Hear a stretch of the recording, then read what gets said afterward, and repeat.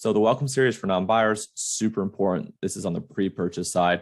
Here is a cheat sheet. If you want a screenshot of this, go for it. If you want me to send this to you later, hit me up.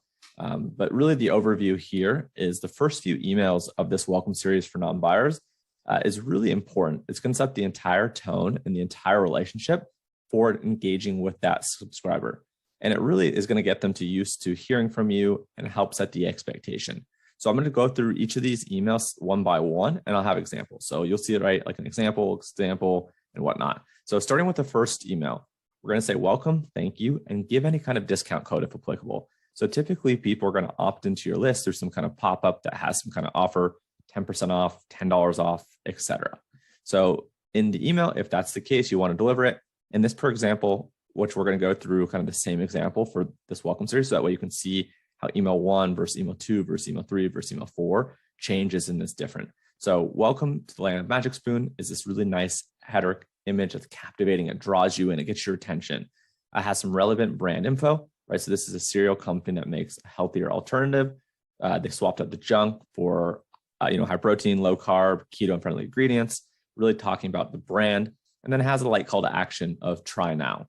So that's email 1. And at any point in time, if people convert on that email, instead of receiving subsequent emails in this series, they're instead going to move to a different automation, which is going to be the post-purchase, which we'll talk about a little bit later.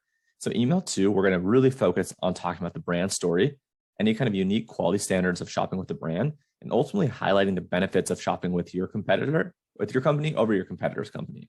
So this is kind of the email where you address what's in it for me as kind of the subscriber or the customer in their mind. They want to know selfishly what can they gain and what can they extract from this. So let's look at that example. I think they do a really great job here through this graph. And this is basically a strong brand comparison where they're calling out their competitors without directly naming names, but they're talking to the Fruit Loops, the Captain Crunch, those types of cereal brands. So us, we're thumbs up. We only have 3 grams of net carbs.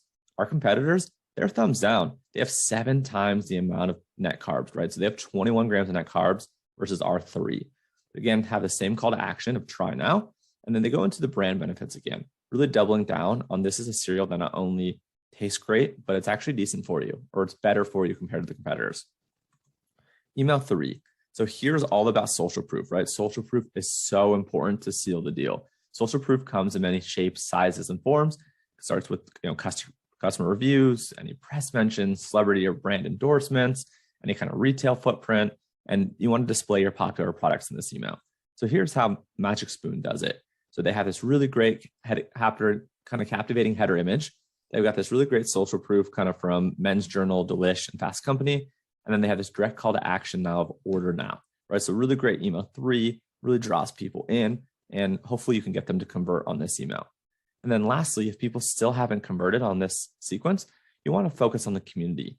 Get them to follow you on social, get them to join a Facebook group, get them to like your Facebook page, get them to follow you on Instagram, or maybe even get them to reply to an email. And that's exactly what we're going to look like in this email.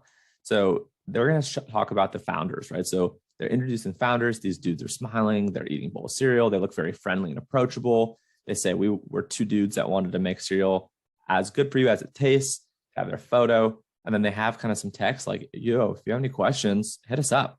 And the call to action of ask us anything is going to open up their emails, founders at Magic Spoon or whatever it is. And that way you can ask them any questions, this, that, or the other.